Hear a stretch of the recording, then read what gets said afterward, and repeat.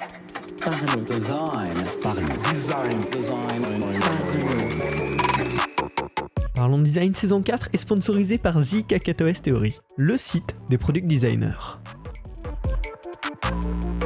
Salut, c'est Romain Pinchna, bienvenue dans le podcast Parlons Design.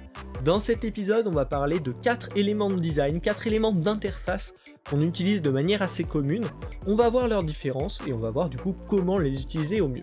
Ces 4 éléments, c'est des éléments de formulaire, c'est des éléments avec des choix prédéfinis. Alors, ce sont la checkbox, ce sont le toggle, le radio button, et enfin la drop-down list, drop-down menu, ça dépend. On va voir aussi que chacun de ces petits éléments ont plusieurs noms, donc on va tous les voir ensemble, comme ça on se mettra bien d'accord, on saura de quoi on parle, et on va donc voir leurs différences, voir pourquoi ils sont utilisés dans les formulaires, dans quelles conditions c'est une bonne idée de les utiliser dans les formulaires, parce que des fois, choisir l'un ou l'autre, ça peut avoir un vrai impact sur l'expérience utilisateur.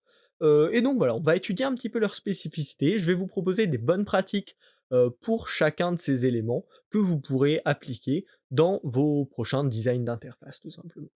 Alors le premier avec lequel j'ai choisi de commencer, c'est le toggle. Alors comme je vous ai dit, chaque élément a plusieurs noms, donc un toggle, on peut aussi appeler ça un switch, on peut appeler ça en français un interrupteur, parce que finalement il a ce rôle de on-off, et c'est un élément qui est notamment très utilisé sur iOS, dans les paramètres d'un iPhone, d'un iPad, on a beaucoup de ces petits éléments toggle, interrupteurs, qui donc va avoir vraiment ce cas de deux positions, une position où c'est actif, une position où c'est désactivé. Et ça va vraiment avoir ce sens dans chacune des utilisations. C'est pas un truc qu'on dit oui je valide ou non je valide pas, c'est vraiment un élément qui permet de dire j'active cette chose-là ou je ne l'active pas. Et donc ces deux positions, déjà première bonne pratique, c'est très important de bien les identifier visuellement, que ce soit par l'état de la forme des objets, que ce soit aussi par la couleur, de bien savoir quand c'est, est-ce que quand c'est à gauche c'est off ou est-ce que c'est on.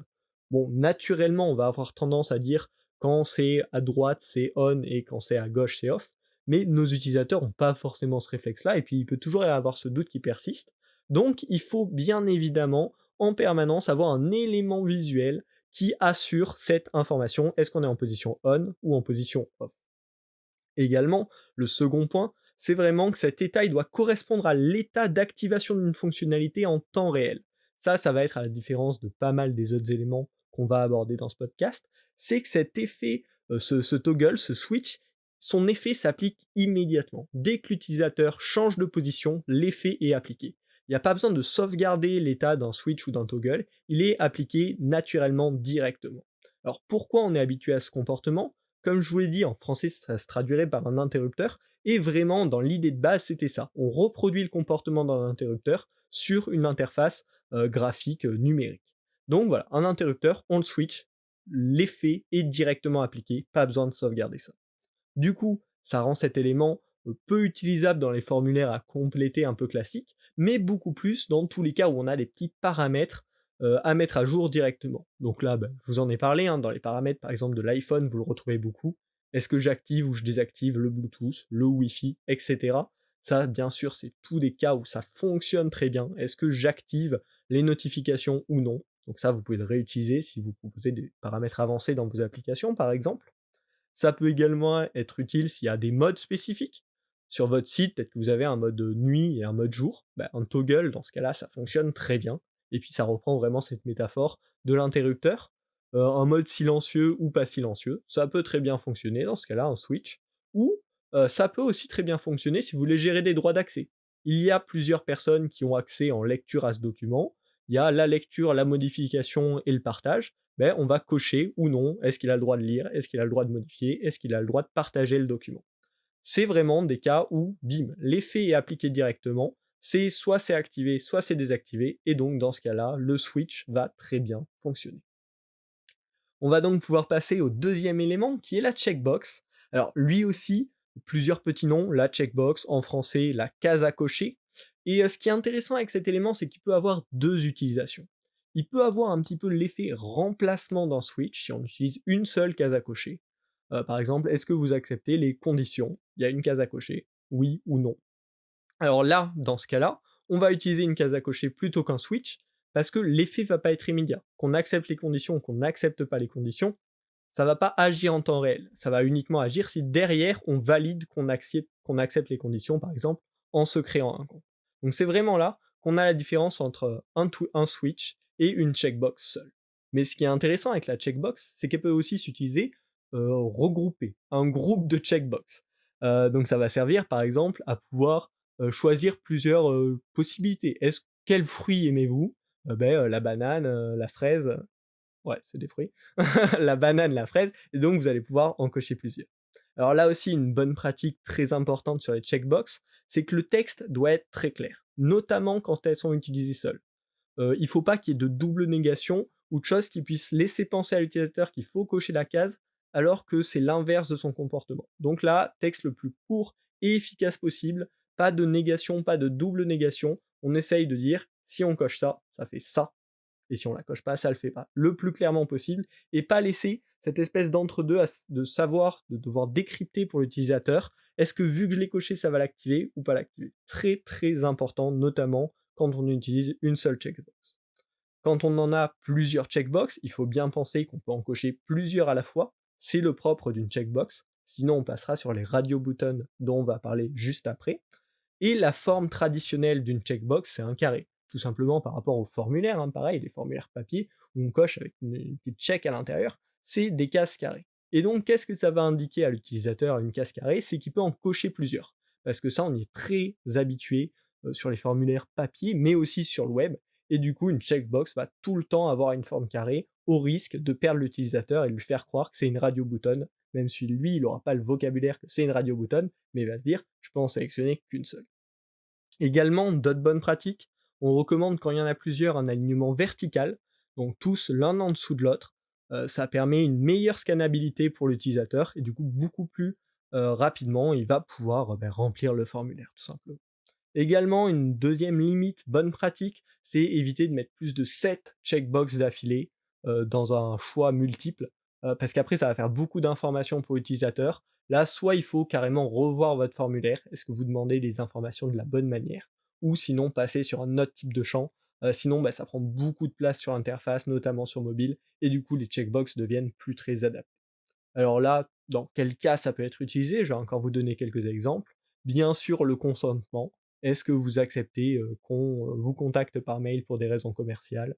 Ou toutes ces choses-là où on peut cocher et après on doit valider un formulaire. Et après, en utilisation multiple, ça fonctionne très bien pour des préférences, hein. Comme je l'ai dit juste avant, choisir quel thème vous aimez bien, tu vas pouvoir cocher les thèmes que tu aimes bien.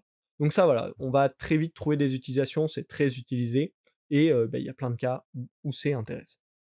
On va pouvoir passer à son petit voisin qui est proche, mais qu'il ne faut surtout pas confondre au risque de perdre nos utilisateurs, c'est le radio button. Donc lui, traduit en français, ça donne un bouton radio, une case d'options si on veut. Voilà, plein de petits noms sympas, et lui, il va toujours être groupé. Il ne peut pas vivre tout seul.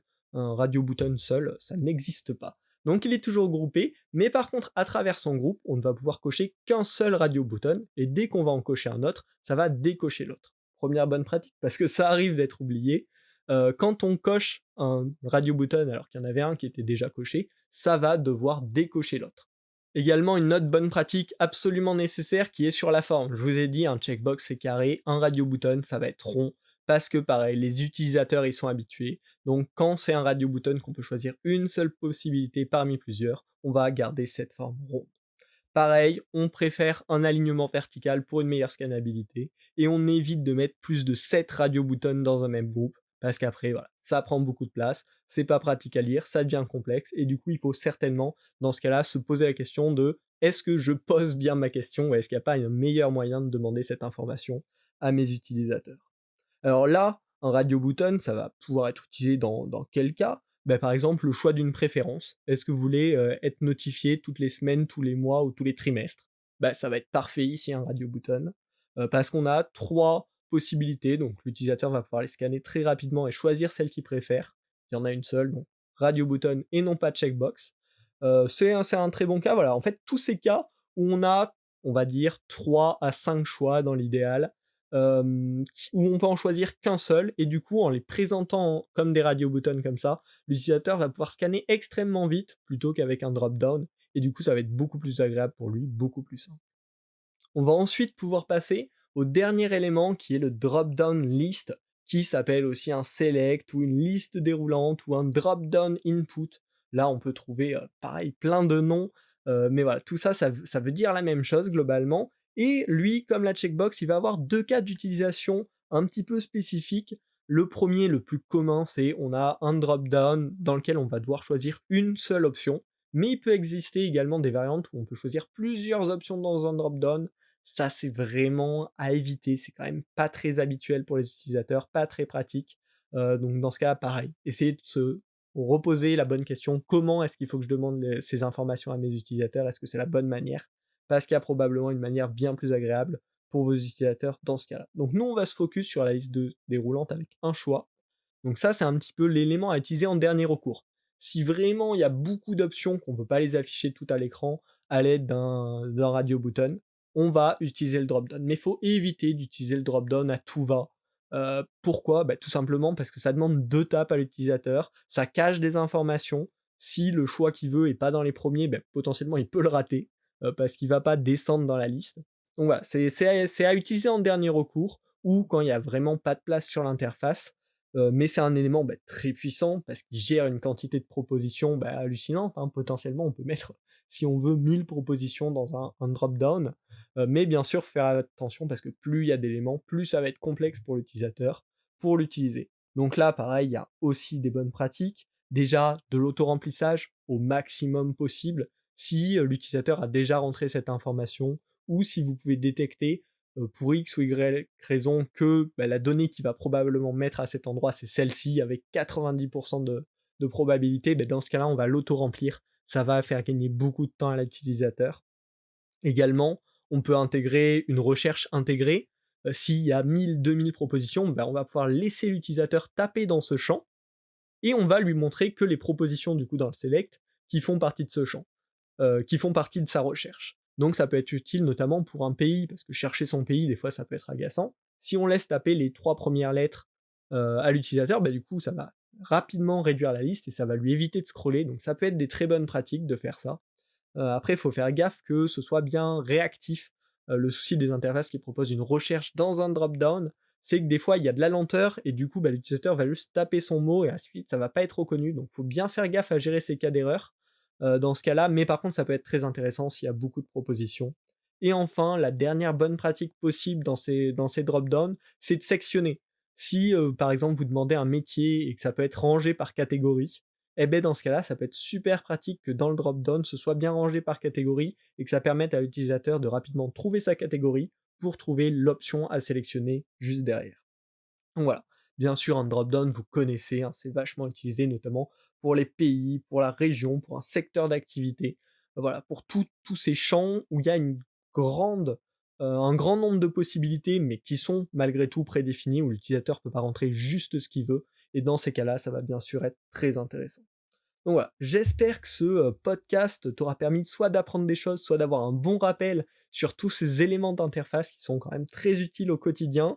Il en existe bien sûr d'autres, on peut faire des variations, des mix, et je t'invite bien sûr à rechercher à chaque fois quelle est la meilleure façon de demander cette information à mon utilisateur, bien sûr si tu en as vraiment besoin.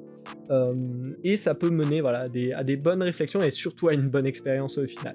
Donc j'espère que ce podcast t'a plu, je t'invite bien sûr à le partager autour de toi, à laisser une note sur Apple Podcast notamment, et puis je t'invite, si tu veux aussi découvrir comme ça d'autres bonnes pratiques, d'autres astuces, d'autres reviews sur des composants, à t'abonner à Partage en Design, c'est la petite newsletter, blog que je tiens où je repartage juste les meilleurs articles de design que je trouve un petit peu tous les jours, quand moi je fais ma veille. Donc comme ça te permet de voir un petit peu avec quoi moi je m'informe, qu'est-ce qui aussi m'inspire des fois ces podcasts. C'est totalement gratuit, tu peux me suivre soit sur Twitter, soit t'abonner par mail, soit me suivre avec Feedly par exemple. Donc le lien est dans la description, je t'invite vraiment à découvrir Partage en Design. Et puis on se retrouve la semaine prochaine pour un nouvel épisode du podcast. Salut! Design.